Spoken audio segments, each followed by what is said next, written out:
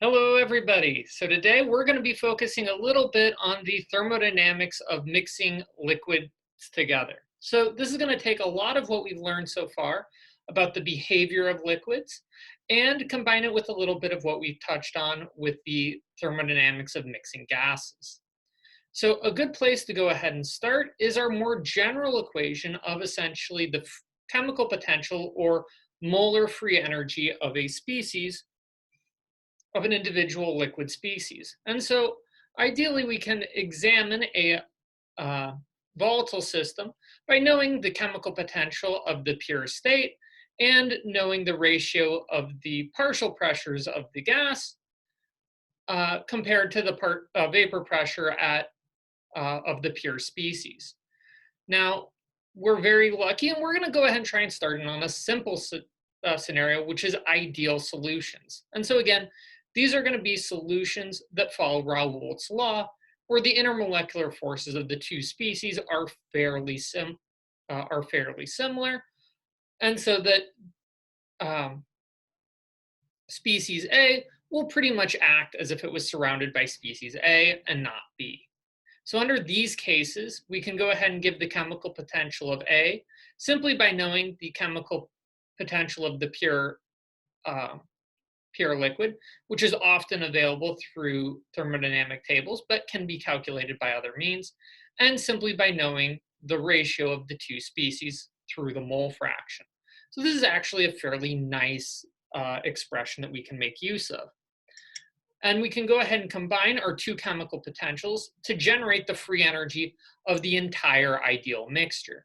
So in this case, we're simply going to be taking our chemical potentials, which again are just molar free energies, multiplying it by by the amount of each species, and then adding together these two free energy terms together. Now we can go ahead and combine this with our expression of an ideal solution. So in this case, what we end up having is both of the two species are described by the chemical potential of the free species times the amount, as well as essentially this correction for essentially the mixed species. Now, what we can do is go ahead and examine the Gibbs free energy of mixing by essentially taking the free energy of our mixture minus the free energy of the pure system. Well, this actually ends up being a quite elegant expression because it turns out that the free energy of the pure species is just going to be the amount times their chemical potentials. Well, you may notice we have a couple of shared terms here. And so what we're going to find is that the energy terms of the pure species are going to essentially drop out when we're looking about this mixing process, as they essentially represent the reference point, which essentially just helps us go from a kind of artificial free energy term to what we almost always care about, which is changes in free energy. So when we do this, what we get is a special component left behind, which is going to be that the free energy of mixing is going to depend upon, of course, the amount of each species and the temperature, which again makes sense because of the temperature dependence of free energy, and literally just the ratio of the species, again, as exhibited by the natural log terms. Now, let's be honest, it's a little bit annoying having to make use of the total amount of moles, especially as this is a size extensive property, and we much prefer to change it to more size intensive property. And we can do this simply by expressing the moles of A and B in terms of the total moles and the mole fraction. At which point you can go ahead and change this expression to a molar Gibbs energy of mixing simply by dividing both sides by the total number of moles, which is quite an attractive option. So this gives us a relatively nice description of the free energy or favorability of mixing a species. Now, one of the things that I want to make note of is that when I'm looking at the mixing of two ideal species, just like for mixing of ideal gases, we expect our natural log terms to always be in between 0 and 1, indicating negative values. And again, with the mole fractions and total number of mole fractions being between 0 and 1, we're going to notice that these terms will always be negative, indicating that from this perspective, we would expect for an ideal system, the Gibbs free energy of mixing to always be favorable. We can also use this to generate a free energy of mixing simply by taking we can use this to determine the entropy of mixing simply by taking the temperature dependence of the free energy of mixing. Again, with a little bit of a throwback to our thermodynamic equations.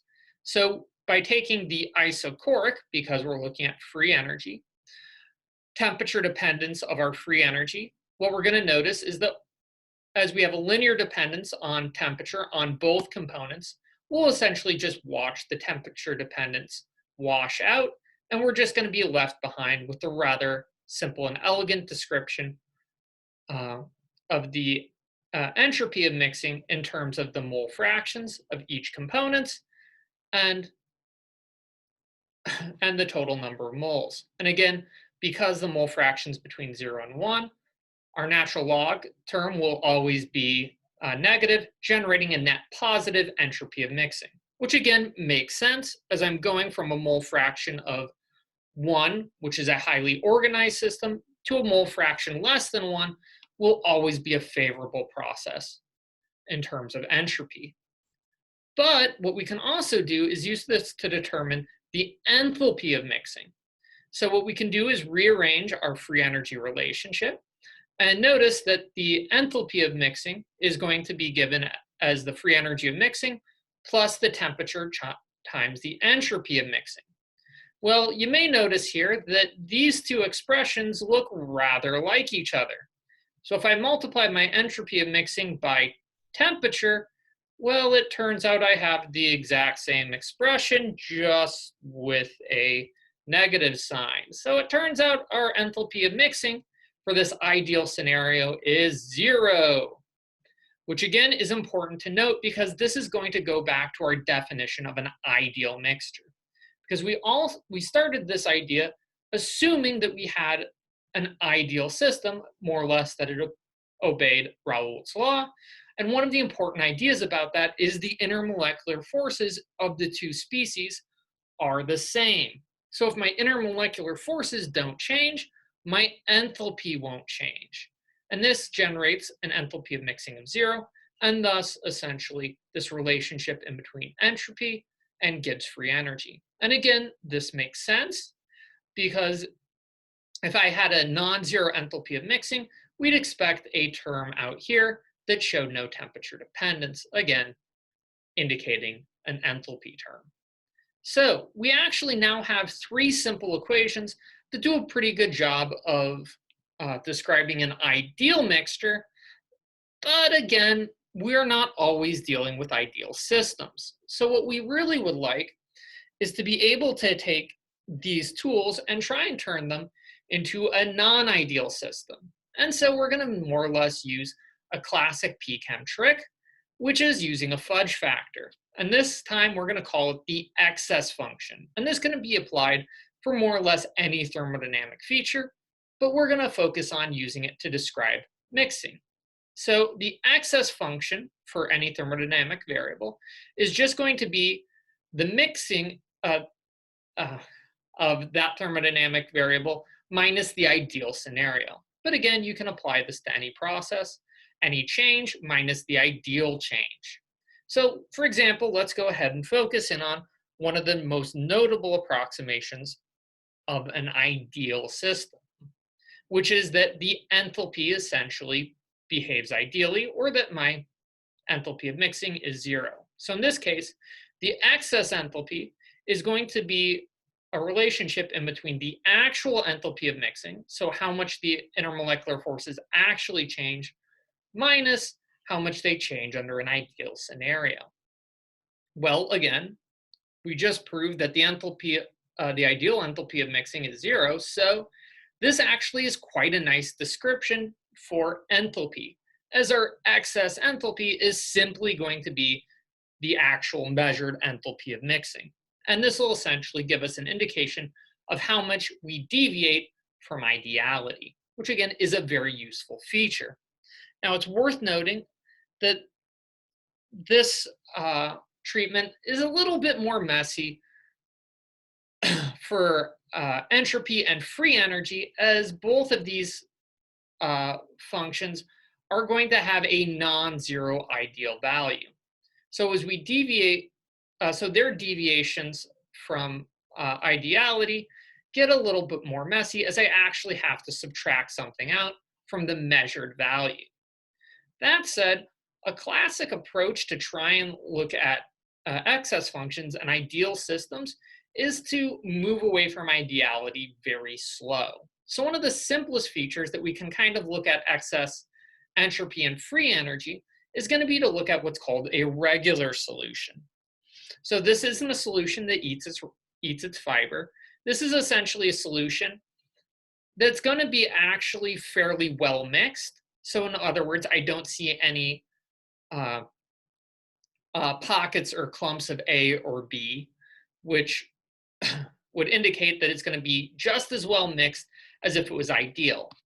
But we're also going to be assuming that the excess enthalpy is non-zero. So in other words, we're going to have a well-mixed solution, but we're going to have some degree of intermolecular forces. And as soon as we include intermolecular forces, this means that mixing of our two systems is either going to release or absorb heat. And this is going to be a very important thing to take account for.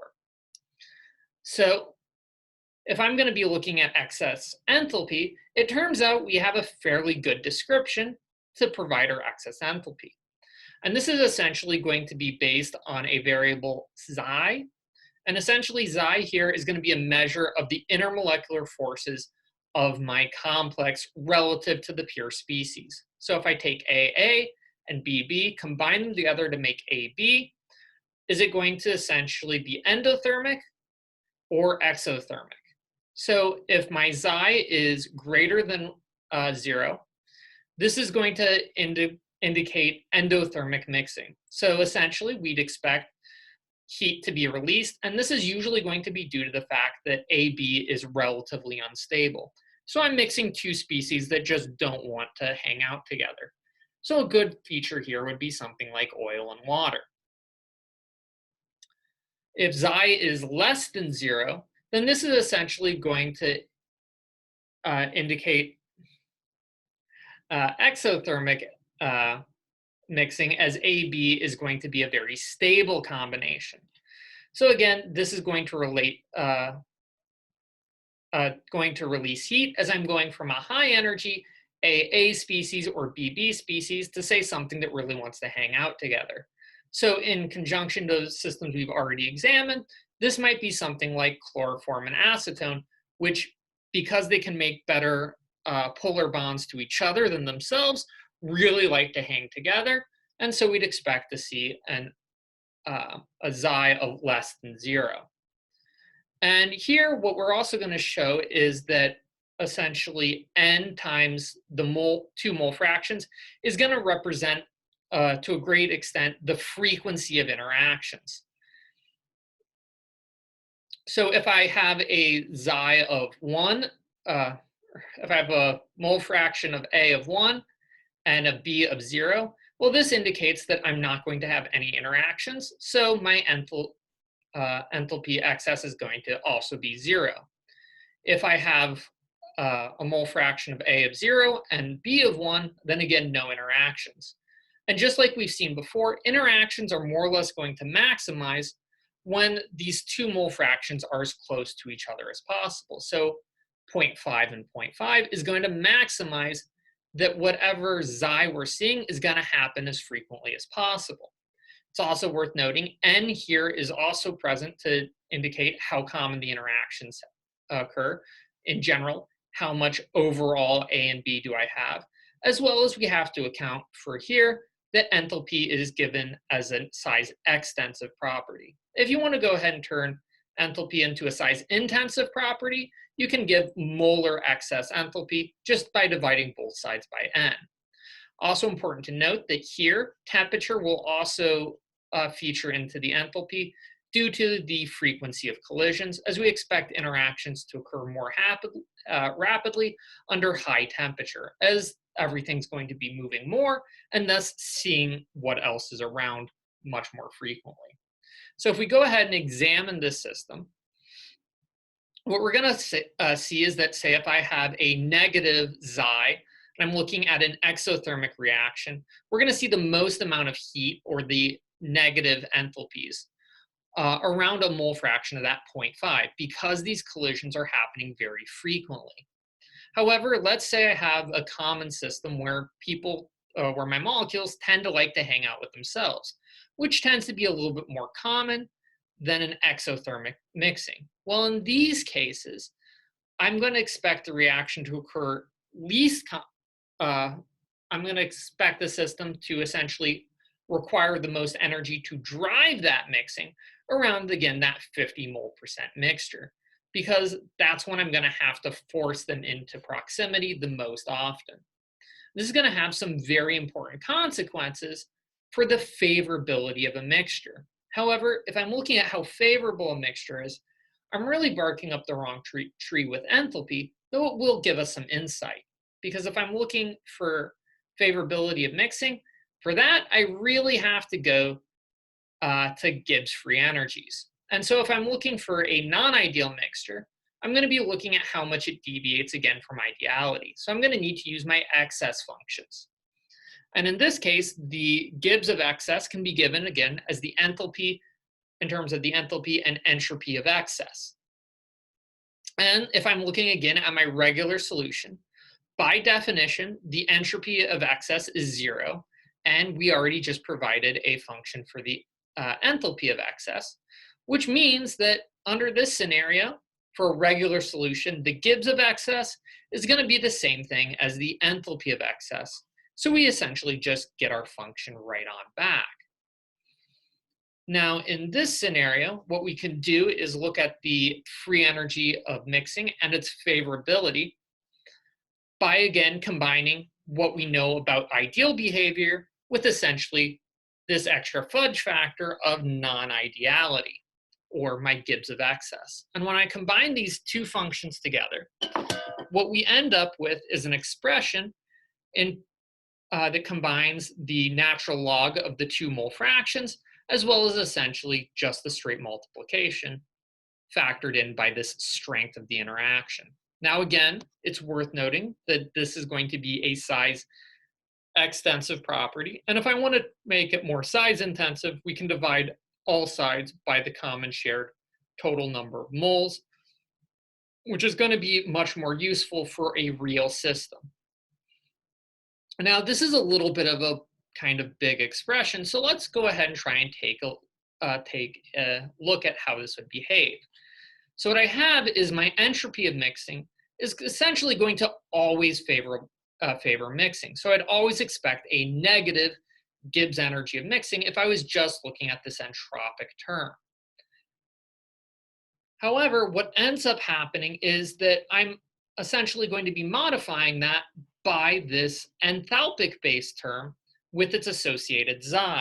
And the more endothermic the reaction comes, essentially the less the A and B species like each other, the more positive this value becomes. And what I'm going to end up seeing is this factoring in of essentially a disfavoring of mixing that maximizes around that 0.5 mixture. And this actually really starts to pronounce once my xi essentially exceeds a value of 2. Because once I exceed a value of 2, what we end up seeing is an inversion of the behavior around this even mixing component. Because while entropy essentially says I'd like to be perfectly mixed, when I start driving these interactions to become more and more common, I'm essentially having to pay more and more energy to make those interactions happen.